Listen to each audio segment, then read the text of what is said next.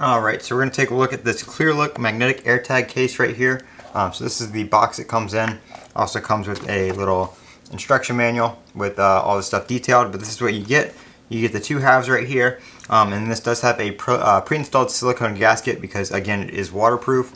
And then right here you have a double-sided piece of 3M adhesive if you would like to stick it to something that is not magnetic. So all you have to do is place your AirTag down in like so. It goes in just like that, curved end, or the silver end down towards the curve, and then you just screw it together like so. And then the back right here is magnetic, so you can stick this to a magnetic surface like a car, motorcycle, lawnmower, something like that that you want to track. So if you want to put this on your motorcycle in case it gets stolen, you can do so. Put it on your lawnmower, some lawn equipment, stuff like that, outdoor equipment.